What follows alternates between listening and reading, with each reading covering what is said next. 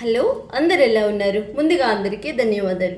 అయితే ఈరోజు మన కిచెన్లో సింపుల్ అండ్ టేస్టీగా క్యాబేజీ చాలామందే ఇష్టపడరు, కానీ అది కొంచెం స్టైల్ మార్చి వండితే సూపర్ టేస్ట్ ఉంటుంది, వేరే లెవెల్ ఉంటుంది అనమాట. ఈరోజు క్యాబేజీ శనగపప్పు కొబ్బరి ఫ్రై అనమాట. సింపుల్ అండ్ టేస్టీగా చూసేయండి.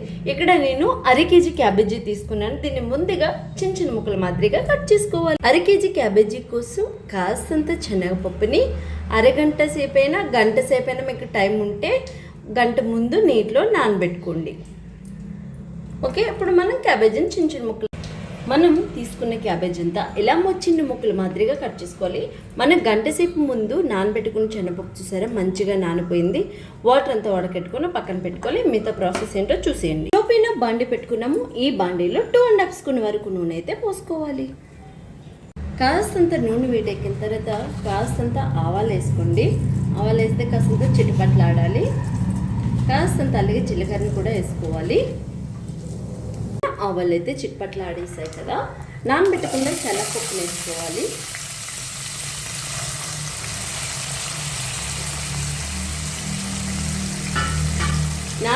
నానబెట్టుకుని శనగపప్పు వేసుకున్న తర్వాత మరి ఎక్కువ శాతం వేయకూడదు. ఇది జస్ట్ ఇలా కలిపేసి ఒక నిమిషం ఇలా కలిపేసాక మనం కట్ చేసి పెట్టుకుని క్యాబేజీని కూడా ఇందులో మనం వేసుకోవాలి.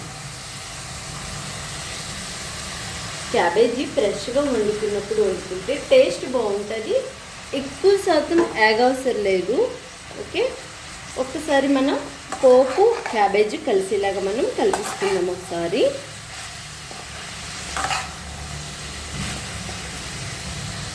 శనగపప్పు క్యాబేజీ కలుపుకున్న తర్వాత మనం మూత పెట్టుకొని దీన్ని సిమ్లోనే ఎగించుకోవాలి. 5 నిమిషాలకు ఒకసారి కలుపుకుంటూ ఉండాలి. మనం క్యాబేజీలోకి ఈ మాదిరిగా కొబ్బరి పడుతుంది.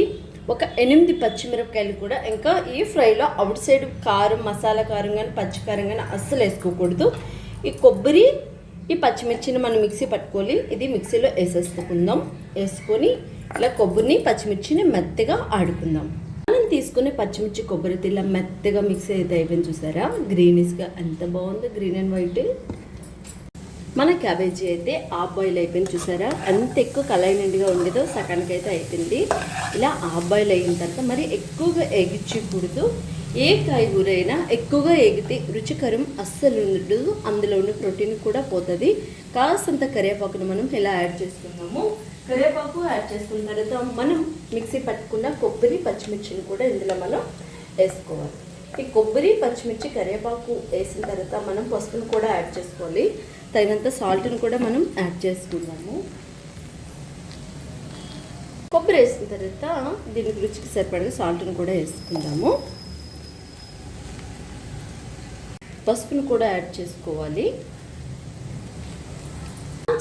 ఇవన్నీ వేసుకున్న తర్వాత మనం ఒక్కసారి కలిపించుకోవాలి. అస్సలు సిమ్లో పెట్టే వేగించుకోవాలి, లేదంటే కొబ్బరి వేసాక మరీ మాడిపోతుంది. అస్సలు అడవుడిగా చేయకూడదు. ఈ ఫ్రై చేసుకోవడం చాలా సింపుల్, కానీ కొంచెం ఓపిక సహనం పెడితే మంచి టేస్టీగా చాలా బాగుంటుంది. మనం ఇప్పుడు కొబ్బరి వేసుకున్న తర్వాత ఒక్క 10 నిమిషాలు మనం సిమ్లో పెట్టి వేగించుకుంటే మన ఫ్రై రెడీ అవుతుంది. మన శనగపప్పు కొబ్బరి క్యాబేజ్ ఫ్రై అయితే చూసారా ఎంత మంచిగా రెడీ అయిపోయిందో. గుమగుమలాడుతూ వాసన కూడా అదిరిపోతుందనమాట. నా మాటల్లో నేను చెప్పడం కాదు, సింపుల్ అండ్ టేస్టీగా తక్కువ ఇంగ్రీడియంట్స్తో ఈ ఒక ఫ్రై మీ ఇంట్లో మీరు కూడా తయారు చేసేయండి. చిన్న పిల్లల నుంచి పెద్దవాళ్ళ దాకా ఇష్టపడిన వాళ్ళంటే ఉండరనమాట.